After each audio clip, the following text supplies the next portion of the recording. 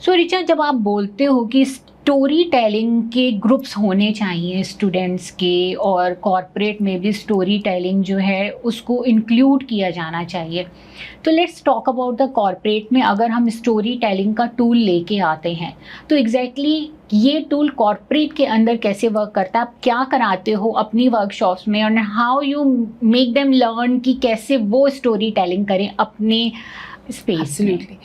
So, as a storyteller, there are a lot of things we offer to corporates. हम उनके साथ data story telling करते हैं, हम उनके साथ story telling for better public speaking करते हैं, story telling for better building the culture of the organisation, specially startups में जहाँ पे 10 लोग इकट्ठा हुए, बट वो 10 लोग इकट्ठा तो हो गए हैं बट वो अभी भी साइलोज में काम कर रहे हैं, तो उनको एज एन ऑर्गेनाइजेशन एक कल्चर बिल्डअप करने में स्टोरी टेलिंग का बहुत बड़ा हाथ है. बट मैंने अभी एक नया फ्रेमवर्क डिज़ाइन किया है which is called the heart framework, HEART. Okay. H for human context, E for empathy, A for action, R for reflection and T for tangible shift. Okay. ये जो फ्रेमवर्क है ये मैं पर्टिकुलरली कॉर्पोरेट्स को already मैं इसके pilots run कर चुकी हूँ and lot of corporates have shown very good response. The idea is corporates are all about performance. We are always chasing targets, we are always chasing numbers and we cannot do away with it. वो तो है.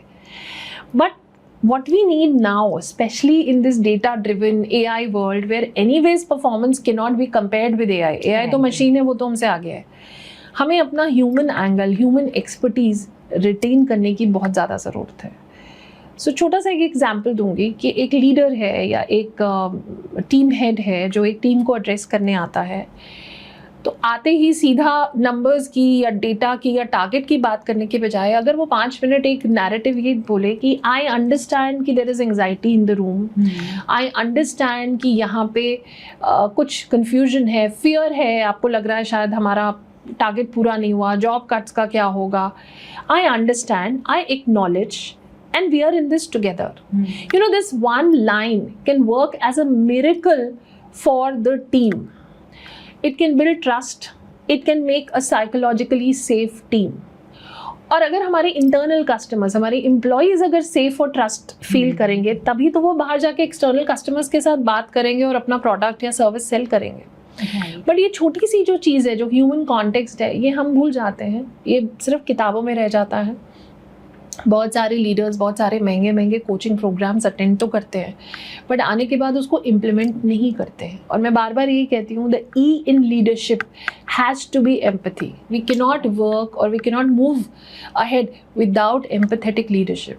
तो ये जो मेरा framework है ये on ground आपको बताता है कि how you can be an empathetic leader, how you can change. अब चाहे वो BFSI हो, चाहे वो कोडिंग इंडस्ट्री हो, चाहे वो FMCG हो, चाहे कोई भी इंडस्ट्री हो, हम ह्यूमंस हैं और हम ह्यूमंस को ही सेल करते हैं. सो ह्यूमन जो वर्ड है वो सेंट्रल है हर ऑर्गेनाइजेशन के लिए, वो कोई भी सेक्टर हो.